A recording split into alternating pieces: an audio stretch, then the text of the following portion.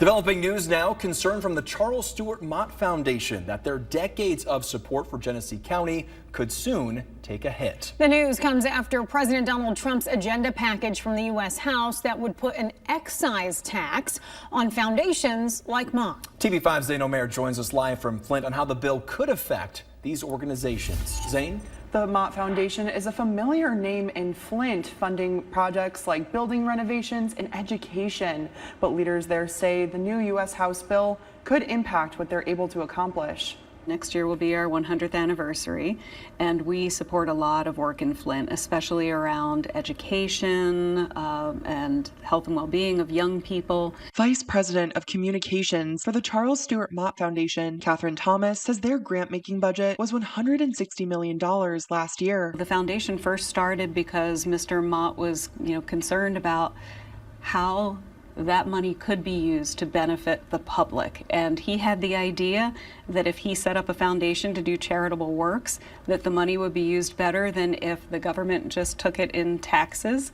And so here we are today looking at that very same kind of issue. Under the big, beautiful bill proposed in the U.S. House of Representatives, an excise tax on private foundations would increase from 1.39% to 5%. We don't think that the federal government should be looking to fund other tax cuts or increases in spending on border security on the backs of charity. Thomas says at the proposed rate, they'd lose about $10 million per year, adding up to $100 million over a 10-year tax cycle. $10 million can mean the difference between being able to renovate school buildings that, are really dilapidated and need help.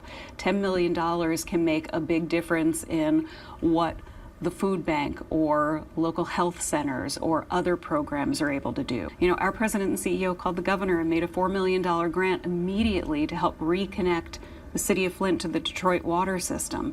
While government takes its time and plods along, philanthropy responds. Thomas says the foundation is communicating concerns with representatives, fighting to be able to put as much money into the community as possible. As a private foundation, we are largely prohibited from lobbying, except in the area of what is called self-defense, and that's exactly what we're talking about here, because this proposed legislation affects our ability to do our work and make more charitable grants in the community. But if passed, Thomas says this tax would affect more than just the Mott Foundation. This tiered increase would apply to all private foundations. So all private foundations would have less to give at the very moment when federal funding is being cut to so many nonprofit organizations and causes. So right when we're needed the most, we would have less to give.